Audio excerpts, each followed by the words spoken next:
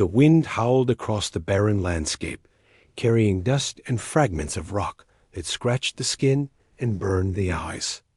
The planet stretched endlessly, a place where life seemed impossible. Mountains jutted sharply against the dark sky, their jagged edges like broken teeth.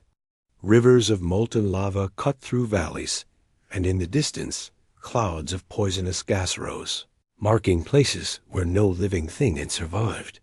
It was a world that every species had learned to fear and abandon. Those who dared to step foot here rarely returned, and those left behind were thought to be already lost dot in the heart of this death world. A small group of people had made a life. They were not ordinary humans. They had adapted to survive where others failed. Their skin had grown thick in places, their bodies strong and resilient, and their senses had sharpened to detect danger long before it arrived. Every day was a battle, and every night a test of endurance. They called themselves the Deathworlders, a name given not out of pride, but because the planet demanded respect. And survival required skill and courage beyond ordinary measure. The Deathworlders had always known about the abandoned, but until now, they had only seen the evidence from afar. Broken machines littered the plains, evidence of previous rescue attempts. Crumpled tents and scattered supplies told stories of fear and failure. Occasionally, the Deathworlders would find traces of life-faint footprints, the remnants of a fire, or a tattered piece of clothing caught in a thorn bush. Each discovery was a haunting reminder that somewhere, others had struggled and were now left to die one morning. As the sun barely rose above the jagged horizon, a young Deathworlder spotted something unusual. The wind had shifted, revealing a small figure lying among the rocks. It was alive, barely, and clearly struggling to move. The person was human, their clothes torn and dirt-streaked, their body bruised and weak. For a moment, the Deathworlders hesitated. Helping someone in this place was dangerous. Predators lurked everywhere, and resources were limited. But hesitation was short-lived. They could not ignore a life in need, not when it was clear that the rest of the galaxy had abandoned it.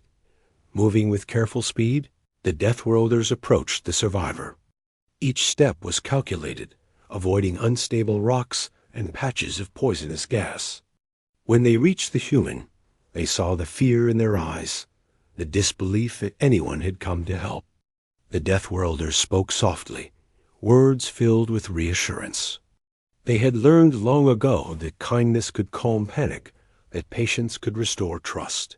Slowly, the survivor allowed them to lift and carry them to safety. Around the makeshift camp, the Deathworlders worked efficiently. Fires were started, clean water provided, and food prepared from what they had gathered. The survivor could barely speak, but their eyes told a story of gratitude, pain, and hope all at once.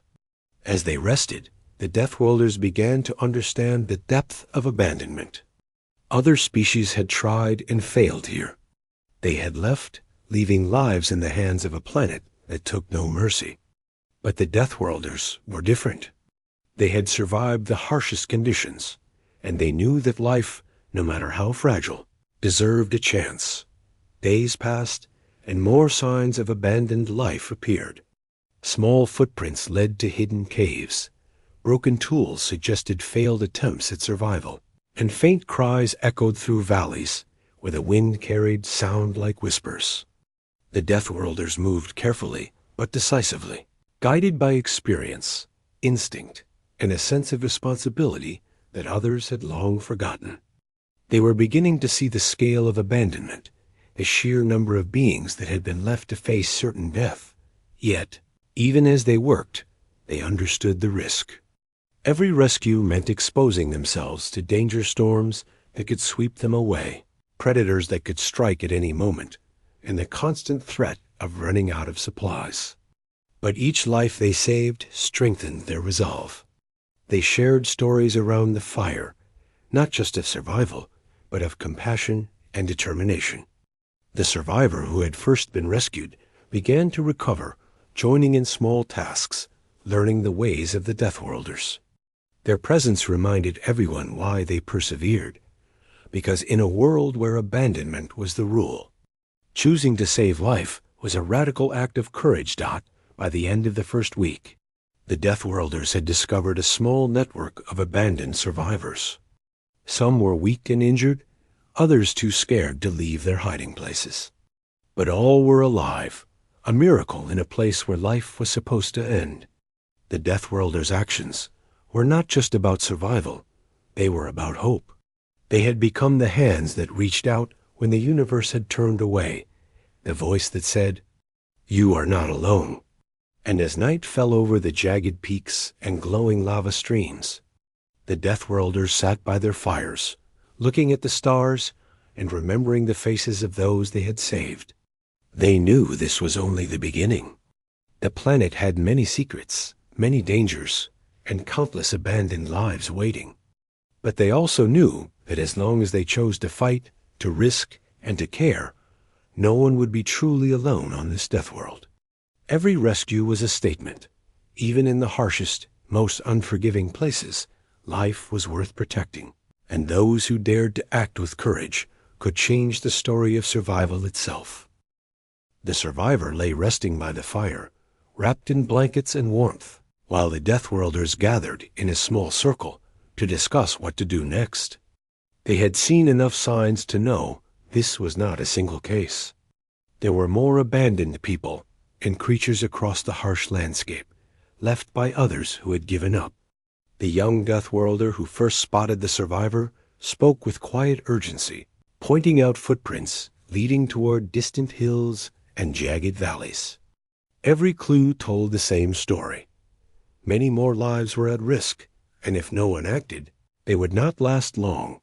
The group considered their options. The planet was unforgiving. Resources were scarce, and dangers lurked everywhere. Each rescue would demand strength, courage, and careful planning. Yet, as they looked at the survivor, weak but alive, they felt the undeniable pull of responsibility. If they could save even one life, it might be possible to save many. One by one, they nodded in agreement. They would not turn away. The galaxy had abandoned these people, but they could not. They would act. Preparation became the first challenge. Food, water, and medical supplies had to be carefully rationed.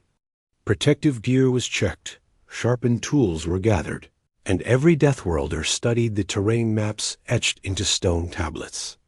They had survived here for years, but helping others required a different kind of skill. They had to move quickly, but not recklessly. Every plan considered the worst that the planet could throw at them: sudden storms, lava flows, and dangerous wildlife. Each potential obstacle was weighed, and backup strategies were made.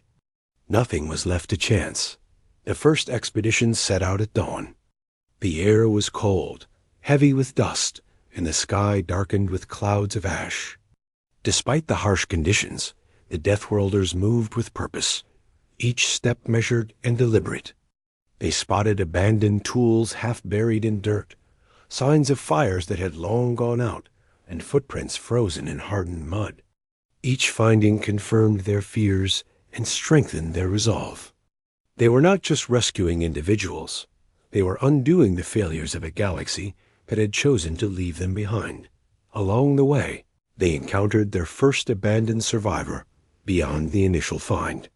The person was frightened, hiding in a shallow cave, malnourished and shaking from cold and fear. When the Deathworlders approached, the survivor recoiled, eyes wide, unsure if they had come to help or harm. The Deathworlders spoke softly, demonstrating patience and empathy. They offered water first, then food, and allowed the survivor to choose when to move. Slowly, trust began to form. A hesitant hand reached out, and soon the survivor was walking beside them, leaning on strong arms that had endured years of survival in this harsh world. The journey was not easy. Sudden storms of sand and ash forced them to take shelter, and hidden pools of acidic water made even simple paths dangerous. Predators, Creatures adapted perfectly to this death world, watched from the shadows, testing the group's vigilance. Every obstacle required coordination, quick thinking, and courage. But the Deathworlders moved as one, their experience and resilience guiding them. Each rescued survivor became another reason to push forward, a living proof that their mission was not in vain. During these early rescues, the Deathworlders learned something unexpected. Many of the abandoned survivors were not just weak. They had survived in ways no one else could imagine. They had found hidden water sources, used the sparse vegetation for food, and created small shelters in impossible places. The Deathworlders respected this ingenuity. They realized that saving these people was not just about giving life. It was about honoring the will to survive that these abandoned individuals had shown. It strengthened the bond between rescuer and rescued, a connection built on shared struggle and perseverance. Back at the main camp, preparations for the next missions began immediately. News of the first successful rescues spread through whispers carried by the wind, reaching other survivors in hiding. Some dared to approach the camp cautiously, drawn by the hope that someone had come for them. The Deathworlders welcomed each one, offering care, food, and a place to rest. Slowly, the camp transformed into a small community. It was a fragile life, balanced on the edge of the planet's cruelty. Yet it was alive, breathing, and growing stronger with every rescued person. The Deathworlders also faced difficult decisions. Supplies were limited, and the planet's dangers were constant. They had to decide who to rescue first, which paths to take, and how to share the few medicines and food rations they had. It was a challenge that tested their humanity and judgment. They did not always get it right. Sometimes they were forced to leave someone behind temporarily, a choice that weighed heavily on their minds. Each decision was a lesson, shaping the strategy for future rescues. They learned to balance urgency with caution, compassion with practicality. As days turned into weeks, the Deathworlders' mission expanded. They developed signals to locate survivors more effectively, studied the planet's behavior to anticipate storms, and shared knowledge about the wildlife's patterns. Every new rescue honed their skills and deepened their understanding of the planet. The survivor they first found grew stronger, joining the efforts to help others, offering support, encouragement, and reassurance. Their transformation from helpless to empowered reflected the same hope that now touched everyone in the camp. The Deathworlders began to see the abandoned not just as victims, but as partners in survival. Some had skills, knowledge, and courage that complemented their own. Together, they forged a system of shared effort. They built temporary shelters, gathered food, and watched over each other in ways that extended life and safety. Slowly, the camp became a symbol of defiance against abandonment, a place where life mattered even when the universe had turned away. It was a lesson for the Deathworlders as well as the rescued. Survival alone was possible, but survival together was stronger, richer, and full of meaning. By the end of Part 2, the Deathworlders had become more than a group of survivors. They were rescuers, leaders, and guardians. Each mission was a testament to their courage, patience, and determination. They had chosen a path of compassion in a world where most would have turned away. And for every life they saved, they reinforced a simple truth. Even in a planet abandoned by all others, hope could survive, and those willing to act with courage could make the impossible possible. The story of the abandoned was no longer one of despair. It had become a story of resilience, trust, and the extraordinary power of choosing to care. The Deathworlders had grown more confident in their mission, yet the challenges ahead were far greater than they had imagined. They had learned to navigate the planet's harsh terrain and to trust each other implicitly. But nothing could fully prepare them for the dangers that awaited beyond familiar valleys and jagged cliffs. Their experience had taught them that survival here required constant vigilance, and every step forward demanded courage and careful thought. One early morning, The Deathworlders prepared for a larger rescue expedition. This time, their goal was not just to find individuals, but to reach a cluster of survivors reported to be trapped near a canyon filled with molten lava flows and unstable rock formations. The path was treacherous, and the risks were high. Every member of the team carried essential supplies, water, food, and medical kits, but the weight slowed them, forcing careful planning at every step. Even so, they knew that hesitation could cost lives. The abandoned were counting on them not. As they advanced, the landscape grew more threatening. The wind carried particles of ash that stung their eyes, and the ground underfoot cracked and shifted with every step. One misstep could send a person sliding into a ravine or worse. Yet the Deathworlders moved with determination, relying on experience, instinct, and teamwork. They communicated with quiet signals and gestures, minimizing noise while ensuring everyone was safe. They had learned that on this planet, even the smallest sound could attract predators, some large and unseen. Others camouflaged perfectly against the jagged rocks. The first survivors they encountered were hiding in a narrow cave, their faces pale, eyes wide with fear. They had been trapped there for days, rationing small amounts of food and water, praying for someone to find them. When the Deathworlders appeared, the initial reaction was terror. Could they trust these strangers? Or would they abandon them like the rest of the galaxy had? Patience and reassurance worked as always. Soft words, gestures of care, and the offer of basic necessities slowly broke down the walls of fear. One by one, the survivors stepped forward, allowing themselves to be led to safety. Their journey back to the camp was far from easy. Lava streams blocked familiar paths, forcing the group to climb higher rocks and navigate narrow ridges.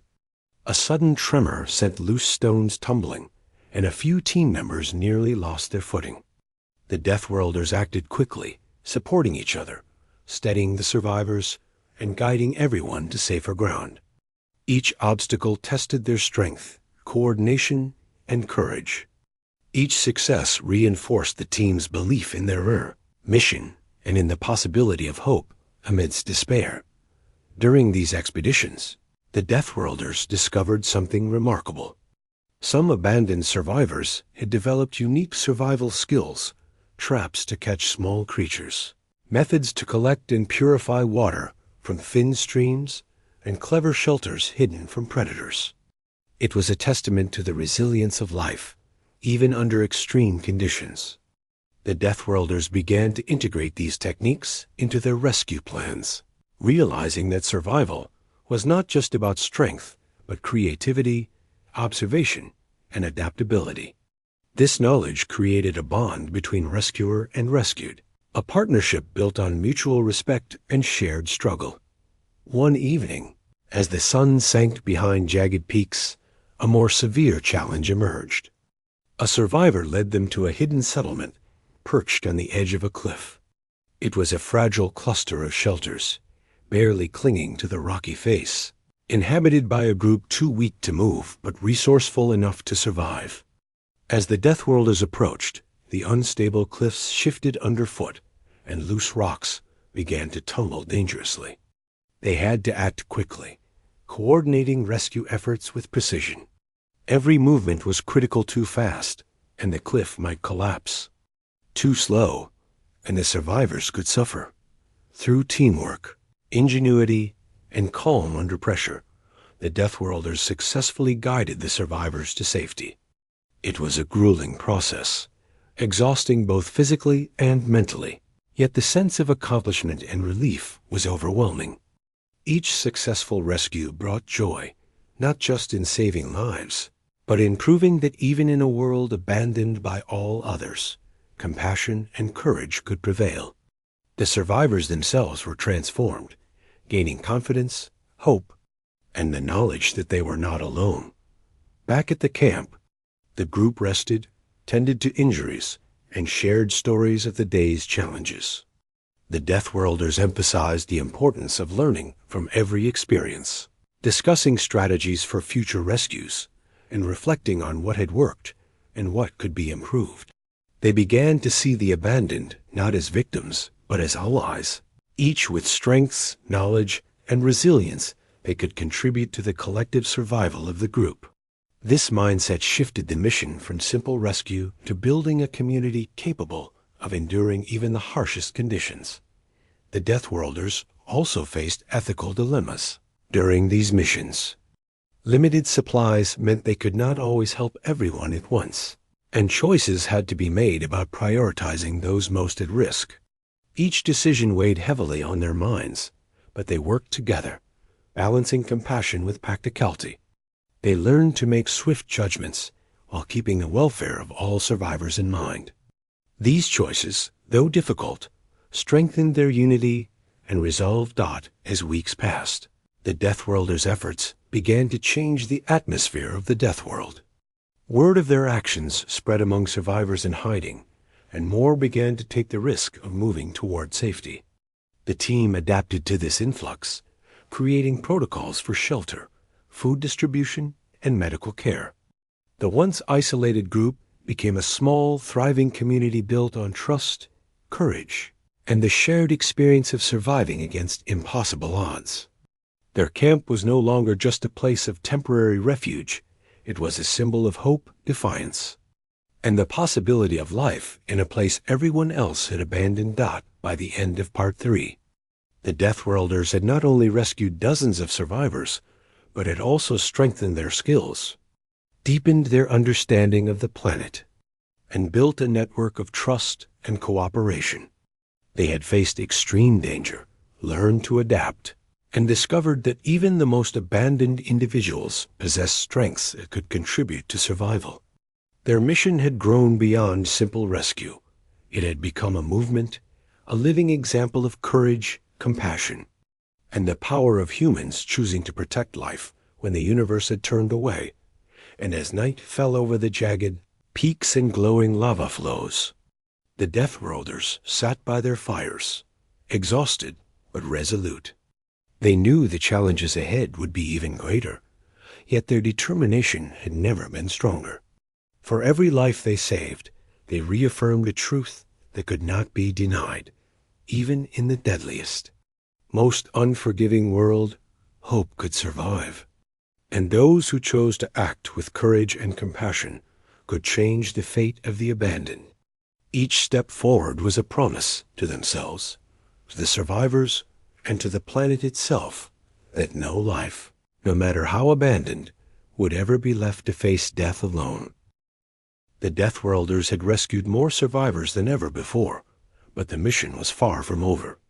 They quickly realized that saving lives was only the first step. The survivors carried not just wounds and hunger, but fear, trauma, and mistrust.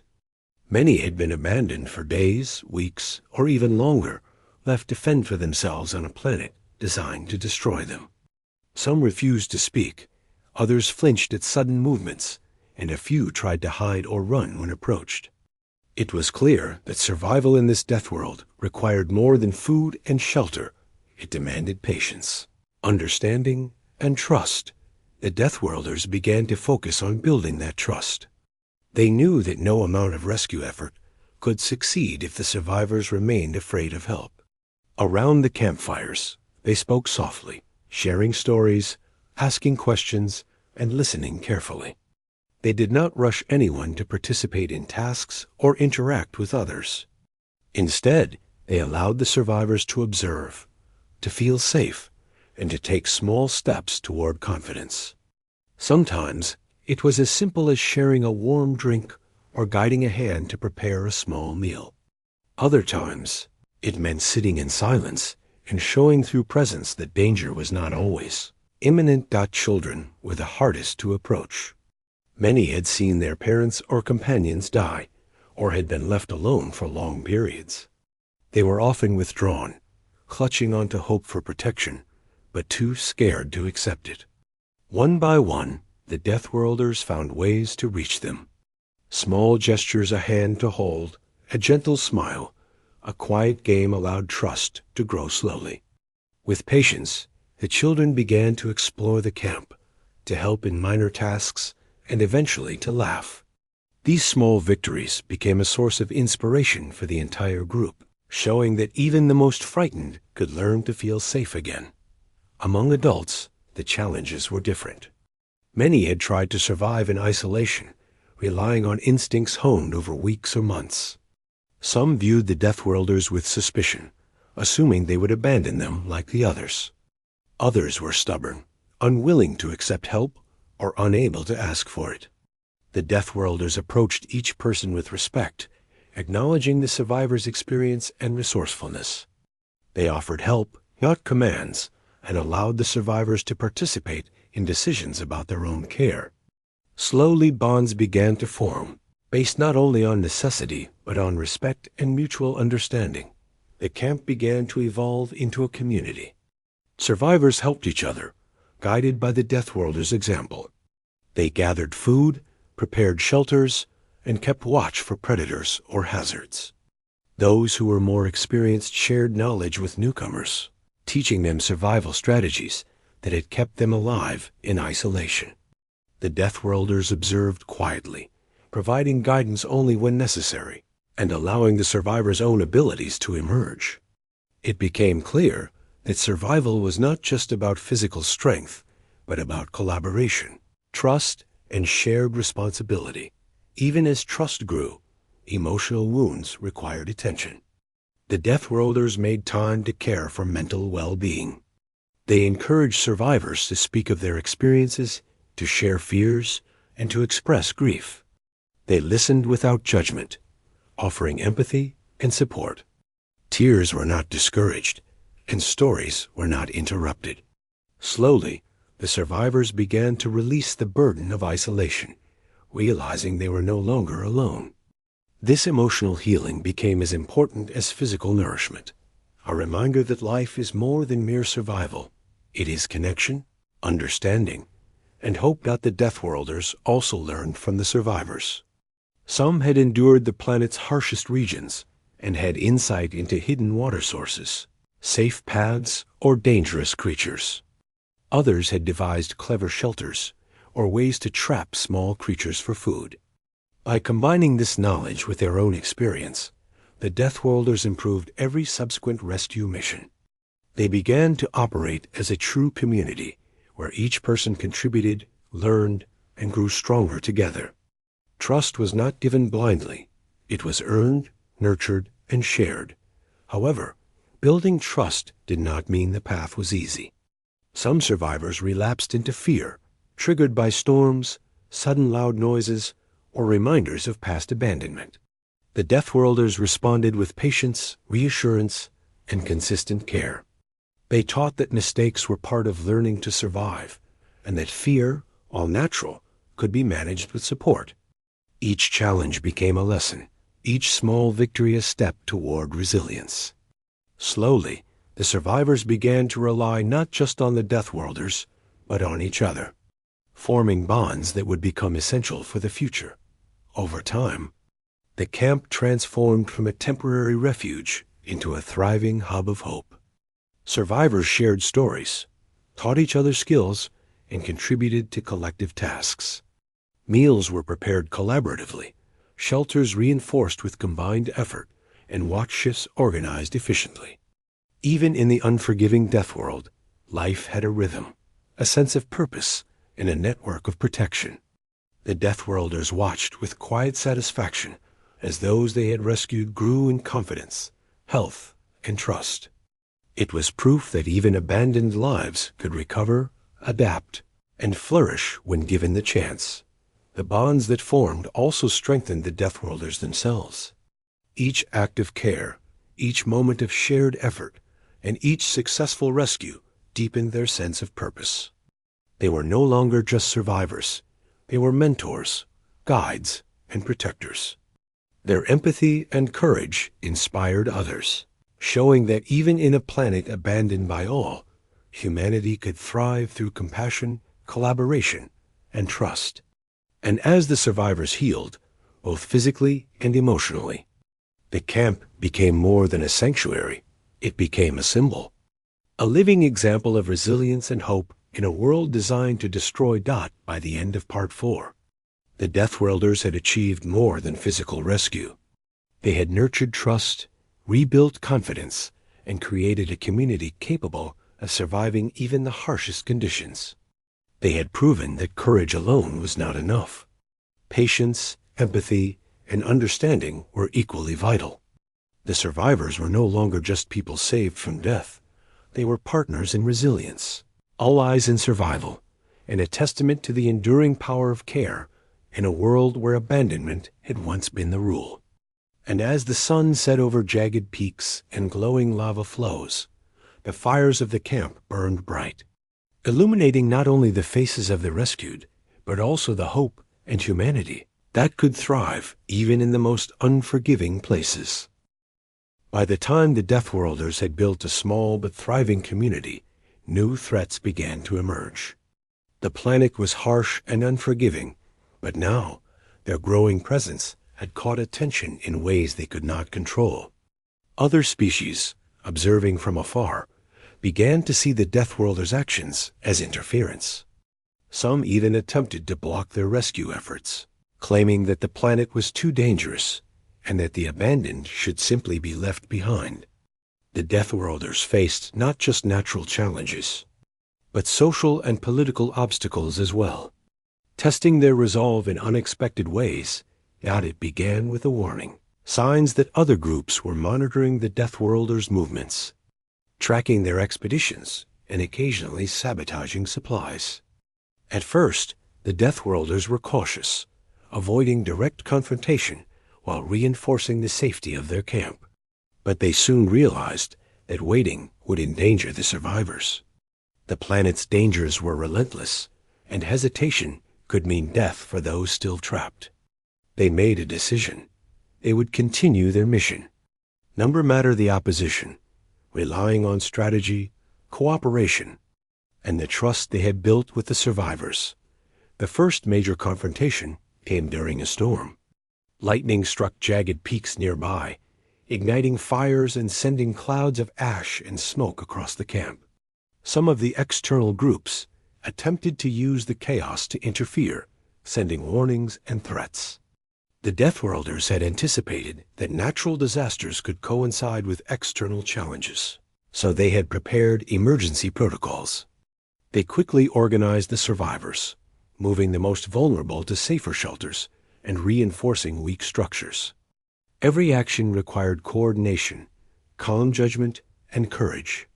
The storm raged for hours, testing the limits of endurance and teamwork. But in the end, the camp survived intact. In the aftermath, the Deathworlders noticed that the external groups were not always aggressive. Some survivors reported that others had observed them, and instead of helping, had left abandoned supplies or tools in hidden locations. It was a complex mix of interference and secret assistance, showing that even in opposition, there were glimmers of humanity and survival instincts. The Deathworlders learned to read these signs, using the unexpected resources without revealing their full strategies to outsiders. It became a delicate balance: protect the survivors, continue rescues, and navigate the subtle threats and opportunities around them. As they moved on to new rescue missions, natural hazards became more extreme.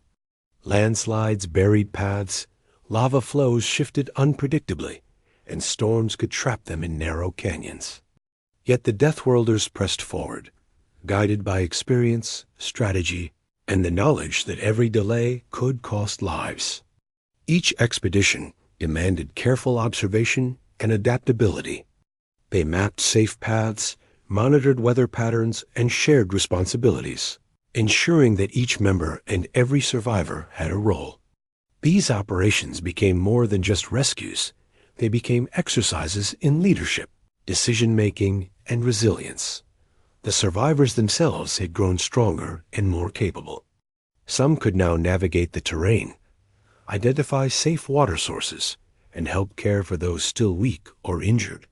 Others developed alert systems to warn the group of approaching predators or natural dangers. The Deathworlders encouraged this independence, realizing that a community's strength lay in cooperation and skill sharing. Together, they formed a network of support where each person's actions directly contributed to the survival of all. Trust, once fragile, now became a pillar of strength for the group. Even so, tragedy was never far away. Despite careful planning, some missions failed and some survivors could not be saved.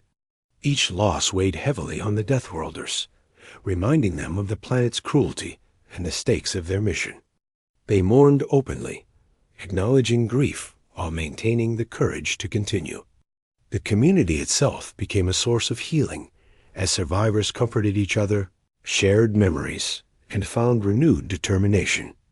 Every setback was a lesson. Every life saved a triumph over adversity. The Deathworlders also faced moral challenges. Resources were always limited, and choices had to be made about who to rescue first or how to ration supplies. These decisions were not easy, and each one carried the weight of responsibility. Yet the team approached every choice with transparency and discussion, valuing input from both Deathworlders and survivors. They fostered a culture where ethical judgment and shared decision-making were as critical as physical skill. In doing so, they strengthened the community's bonds and instilled a sense of collective responsibility for survival. As months passed, the Deathworlders noticed changes beyond the immediate camp. The survivors began to take initiatives of their own, building better shelters, creating early warning systems for storms, and even exploring the surrounding areas for additional survivors. Their confidence grew alongside their abilities, and a sense of pride emerged. The camp became a beacon of hope, visible in subtle ways even to those outside the immediate community. The Deathworlders realized that their efforts had started to ripple through the planet's ecosystem, showing that one determined group could influence survival strategies and inspire resilience. Yet the challenges never ceased. One particularly perilous expedition involved a group of survivors trapped near a canyon where molten lava had begun to shift. The path to reach them required navigating thin rock ledges and avoiding eruptions that could scatter debris at any moment. The Deathworlders moved carefully, each step deliberate, coordinating with survivors who could now assist in communication and safety. The rescue was long and dangerous, requiring everyone's full attention and skill. In the end, they succeeded, demonstrating once again that courage, teamwork, and trust could overcome even the deadliest of obstacles. By the end of Part 5, the Deathworlders had become more than rescuers. They were protectors, leaders, and symbols of resilience. They had faced external interference, natural disasters, and the constant threat of failure, yet their commitment never wavered. The survivors had transformed as well, growing stronger, more capable, and increasingly self-reliant. Together, they had created a community that could endure not just the planet's harsh conditions, but also the indifference of the wider galaxy. In the heart of a world abandoned by all, life was surviving, adapting, and thriving. The Deathworlders' courage and compassion had changed the rules of survival, proving that hope could exist even where none had been expected. And as the night fell, with the lava's glow reflecting on jagged cliffs, the fires of the camp burned brighter than ever. They were not just lights in the darkness. They were beacons of human resilience, trust, and the extraordinary power of choosing to protect life when the world had already turned away. The Deathworlders had faced countless challenges, but now the time had come to see the full impact of their efforts. The camp, once a fragile collection of shelters, had grown into a strong, organized community.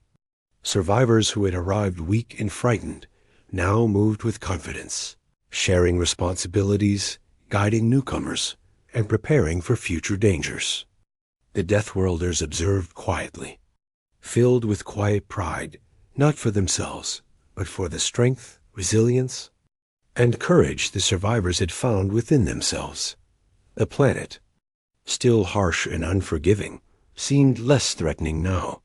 The community had learned to anticipate storms, avoid lava flows, and detect predators before they became a danger.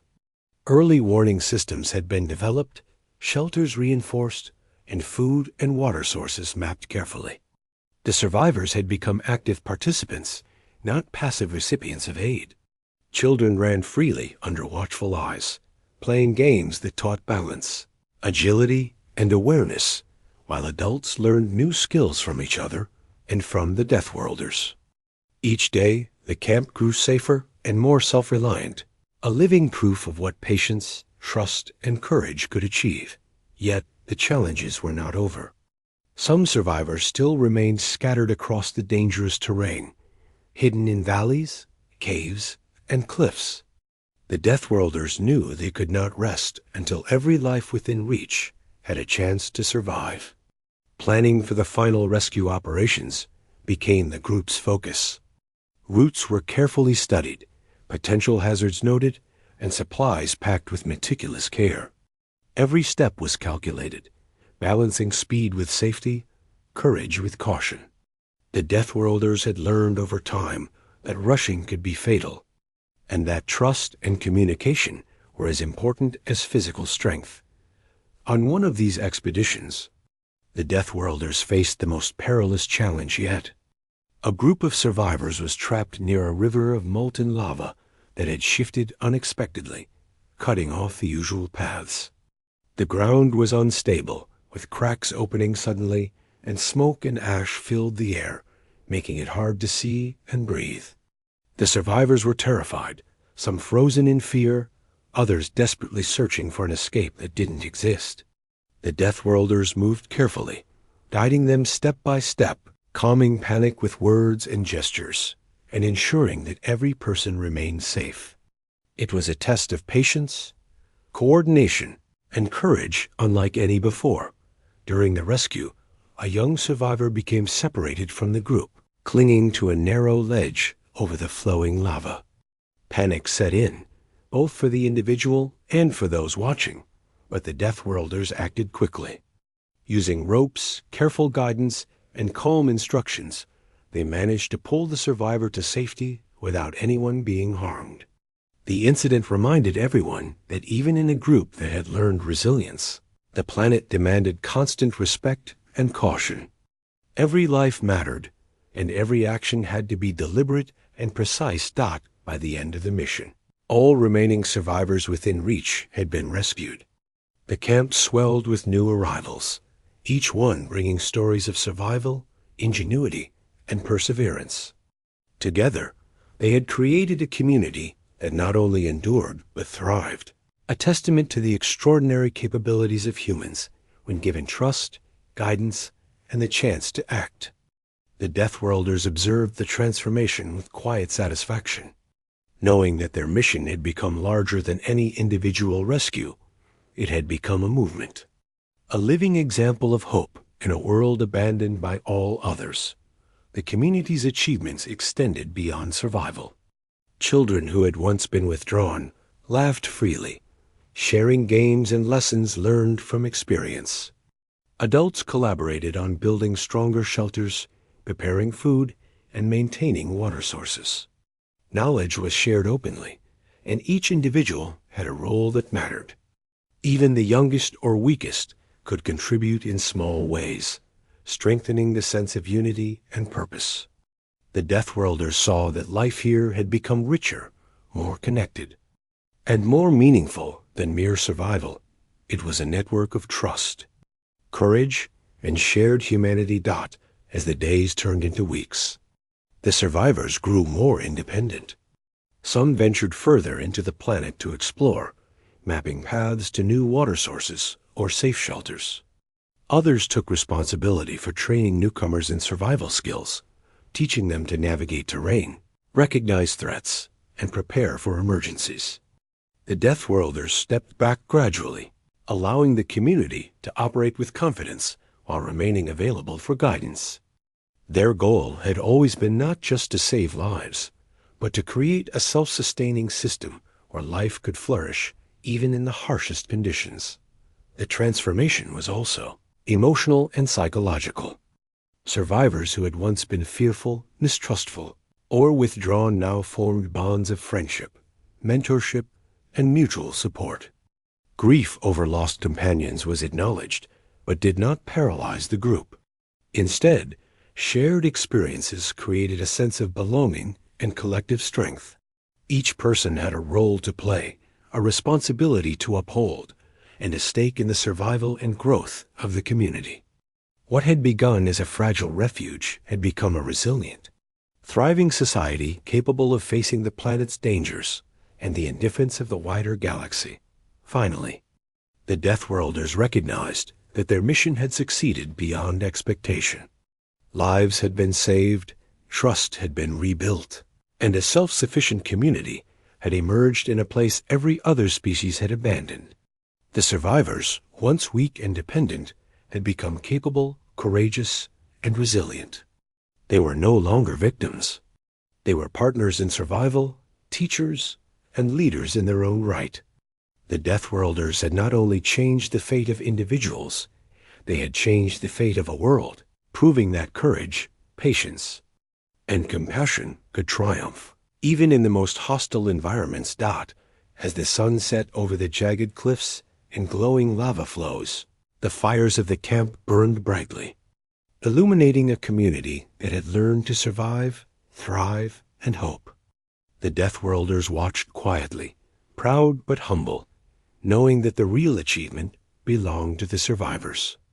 Each life saved, each skill taught, and each bond formed was proof that even in a planet abandoned by all, hope could take root, grow, and flourish. They had chosen to act when others had turned away, and in doing so, they had shown that humanity's greatest strength is not in avoiding danger, but in facing it together with courage and compassion. The story of the Deathworlders and the survivors became a legend, whispered through the valleys, carried on the wind, and remembered in every shelter and campfire. A world once thought dead now thrived, a testament to resilience, trust, and the extraordinary power of choosing to protect life when the universe had already given up. And as night fell, the community slept with safety, warmth, and hope, proof that even in the darkest, most unforgiving places, humanity's light could shine brightest.